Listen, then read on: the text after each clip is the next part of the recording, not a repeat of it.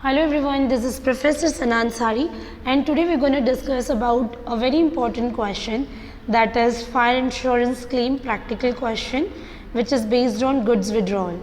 In our previous video we have already solved the same sum, but the sum was totally based on the furniture purchase and furniture setting up expenses. So in this video again we are going to solve the same question, but the main thing is it is based on the goods withdrawal. Okay, so in this question again we will calculate and compute the loss of stock and the calculation of claim. Okay, so just start करते हैं. अगर आपने अभी तक channel subscribe नहीं किया है, so please do like and subscribe to my YouTube channel for more videos. So here we have a very first question, you can see, which is based on the goods withdrawal. So question is, a fire occurred in the premises of Agni on 25th of August 2013. मतलब अग्नि premises में आग कब लगी है? 25 अगस्त 2013 को. When a large part of the stock was destroyed. Salvage was rupees 15,000. मतलब जितना भी गोडाउन में गुड्स रखा हुआ था जिसमें 25 अगस्त 2013 को आग लगी है, उसमें से सिर्फ और सिर्फ 15,000 का ही गुड्स क्या रहा, सेव रहा, सैल्वेज रहा, मतलब बचा रहा, जो जलने से बच गया. Agni gives you the following information for the period of January 1st 2013 to August 25th 2013. मतलब यहाँ पर आपको स्टार्टिंग यानी बिगिनिंग का डेट दिया हुआ है till the date of fire. So आपको फाइंड आउट करने की ज़रूरत नहीं है, क्योंकि उसने खुद बोला है कि हम जो आपको इन्फॉर्मेशन दे रहे हैं वो जनवरी 1 से लेकर अगस्त 25 2013 की है. मतलब जब हम मेमोरेंडम ट्रेडिंग अकाउंट बनाएंगे उसके नीचे डेट लिखेंगे till the date of fire. So वो ये डेट होगी Jan 1st 2013 टू अगस्त 25 2013. सो यहाँ पर हमें क्या क्या डिटेल्स दी हुई है उसको एक बार चेक कर लेते हैं. First we have purchase rupees 85,000, sales rupees 90,000, goods costing rupees 5,000 were taken by Agni for personal use.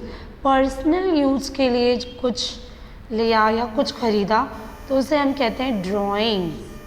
अगर आपने ध्यान दिया हो सो ये सम विड्रॉल का है, इस वजह से ये एक न्यू एडजस्टमेंट आ रहा है. हमारे पिछले 3 क्वेश्चन से थोड़ा सा हटकर new adjustment, that is the goods costing rupees 5,000, मतलब गुड्स लिया था 5,000 का, वर taken by Agni for personal use, मतलब पर्सनल यूज़ के लिए गुड्स लिया. ठीक है, सो ये ड्राइंग है, कैसे इसको हमने पोस्ट करना है हम आगे देखेंगे. ठीक है, इसके बाद है cost price of stock on Jan 1 2013 was 40,000. Jan 1 मतलब ये हो गया ओपनिंग. ठीक है, ये आपको दिया हुआ है opening 40,000. Over the past few years Agni has been selling goods at a consistent gross profit margin, that is 33.33% या 33.13. ठीक है, the insurance policy was rupees 50,000, मतलब पॉलिसी अमाउंट है आपका 50,000 रुपये. एवरेज क्रॉस पे हमको सॉल्व करना है. ठीक है, यहाँ पर बोला है Agni ask you to prepare a statement of claim to be made on the insurance company. Insurance company कितने का अमाउंट का क्लेम देगी वो हमने फाइंड आउट करके देना है. तो चलिए सोल्यूशन पे आ जाते हैं.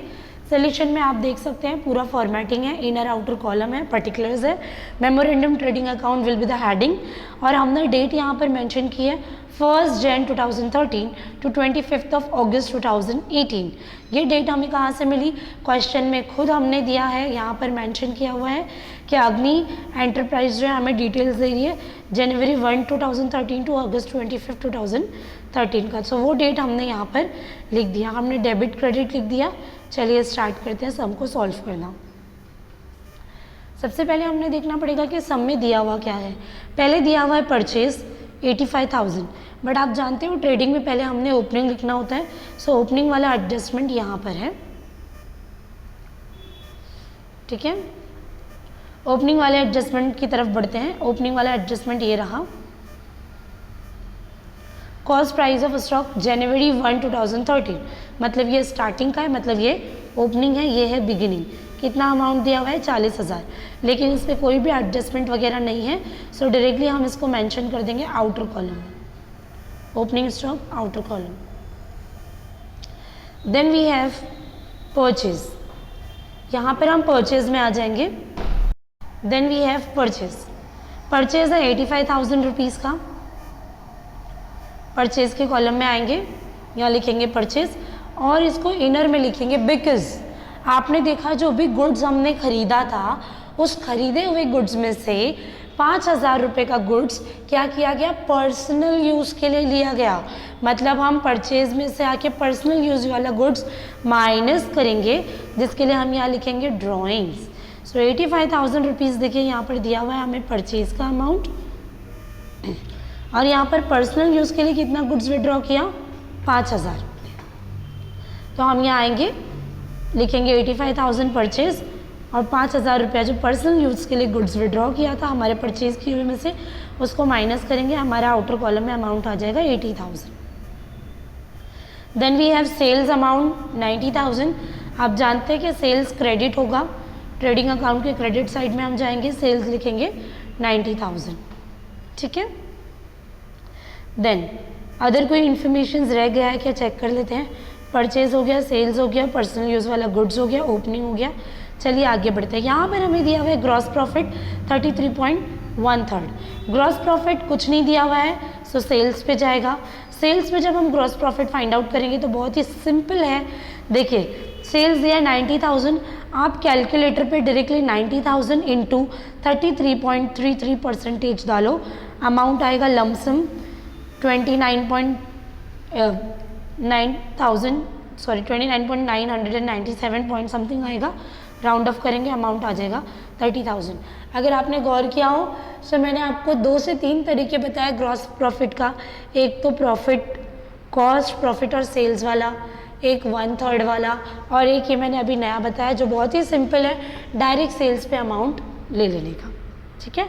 लेकिन अगर कॉस्ट दिया रहेगा तो पूरा प्रोसीजर फॉलो करना है। अगर सिर्फ सेल कुछ नहीं दिया मतलब सेल्स पे जाएगा, सेल्स पे जाएगा तो डायरेक्टली सेल्स का 33.33% निकालना है आपको, ठीक है, ठीक है। सो ग्रॉस प्रॉफिट इस तरीके से निकालेंगे। यहाँ मैंने कैलकुलेशन रखा है, वर्किंग नोट में आप कैलकुलेशन दिखा सकते हैं। सो ग्रॉस प्रॉफिट मैंने यहाँ लिखा और 90,000 हमारे सेल्स है इसलिए 90,000 यहाँ लिखा, ये सेल्स का अमाउंट है, इसका 33% लिया, ग्रॉस प्रॉफिट आ गया। अब हमने ऐड करना है, ये सब ऐड करने पे 1,50,000 1,50,000 दोनों जगह लिख देंगे टैली अमाउंट, और फिर 90,000 सेल्स को जब हम लेस करेंगे so will get the closing amount, closing stock जो आएगा 60,000। अग्नि कंपनी ने क्या बोला है कि आप क्लेम फाइंड आउट करके दो। क्लेम फाइंड आउट करने के लिए पहले लॉस निकालना पड़ेगा क्योंकि क्लेम के फॉर्मूला में आता है लॉस, ये देखिए।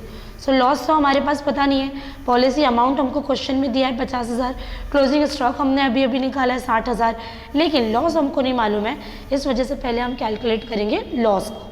लॉस को कैलकुलेट करने का फॉर्मूला है, लॉस कितना हुआ कैसे पता चलेगा, पहले हमको ये देखना है कि गोडाउन में कितना गुड्स था, कितना बचा तो पता चल जाएगा कितना जल गया।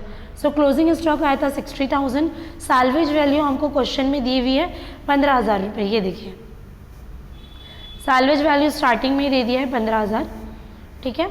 सो यहाँ पर आप आएंगे 15,000 रुपये लिखेंगे यहाँ पर और लेस करेंगे तो आपको पता चल जाएगा लॉस कितना है।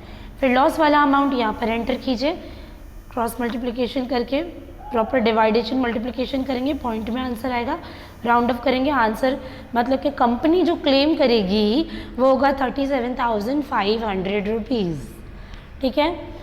सो ये हो गया हमारा कैलकुलेशन ऑफ क्लेम जो हमको कंपनी ने फाइंड आउट करके देने बोला है। सो यहाँ पर हम लोगों ने कंप्लीट कर लिया हमारा ये सम।